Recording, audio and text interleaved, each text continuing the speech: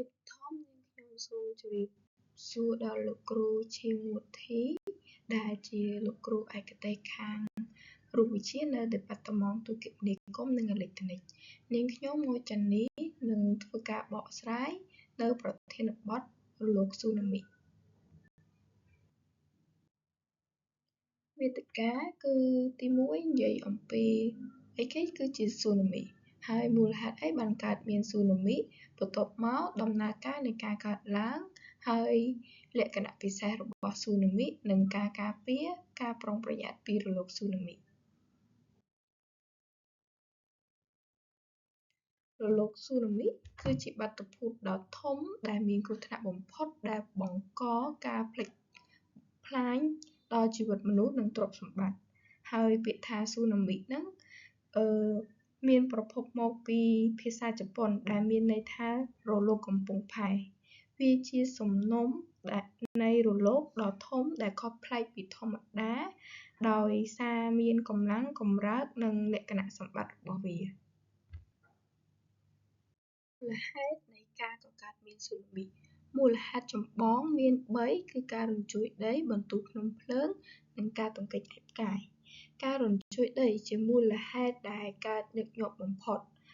វាកើតឡើងនៅពេលដែលសម្បកផែនដីក្រោមបាតសមុទ្ររំកិលពេលមានការរញ្ជួយដីខ្លាំងហើយបាតសមុទ្រអាចលោតឡើងឬក៏ទ្រុឌទ្រោមចុះភ្លាមហើយការផ្លាស់ទីនេះវាធ្វើឲ្យទឹកសមុទ្រខាងលើត្រូវបានរុញឬចុះបង្កើតបានជារលកធំចំពោះបន្ទុះភ្នំភ្លើងវាក៏អាចបង្កឲ្យមានស៊ូណាមីដែរប៉ុន្តែមិនញឹកញាប់ដោយការរញ្ជួយដីវាកើតឡើងនៅពេលដែលភ្នំភ្លើងផ្ទុះក្រោមបាតសមុទ្រឬក៏ក្បែរឆ្នេរហើយការផ្ទុះធំអាចរុញទឹកឡើងយ៉ាងខ្លាំងហើយពេលខ្លះទៀតការបាក់រលំដីធ្លាក់ចូលទៅក្នុងសមុទ្រក៏អាចបង្កឲ្យមានរលកធំបានដែរចំពោះការទង្គិចឯកផ្កាយវាជាករណីដែលកម្រប៉ុន្តែវាមានអានុភាពខ្លាំងវាកើតឡើងនៅពេលដែលវត្ថុពីលំហធ្លាក់ចូលទៅក្នុងសមុទ្រហើយកម្លាំងប៉ះទង្គិចវាធ្វើឲ្យទឹកត្រូវបានរុញឡើងខ្លាំងបង្កឲ្យ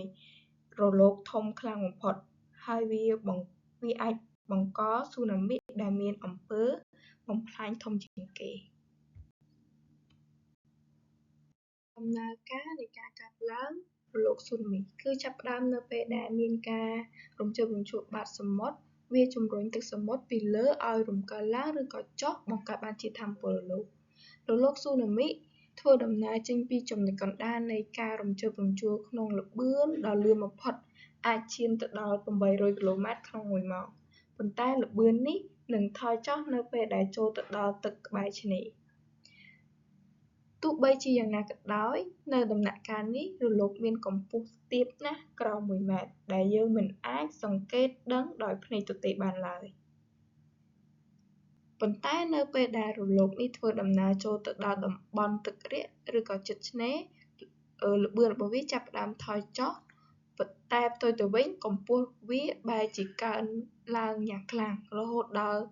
ទៅច្រើនម៉ែត្រឬរាប់សិបម៉ែត្រដែលបង្កើតបានជាជញ្ជាំងទឹកដ៏មហិមាដែលបក់ចូលច្រាំង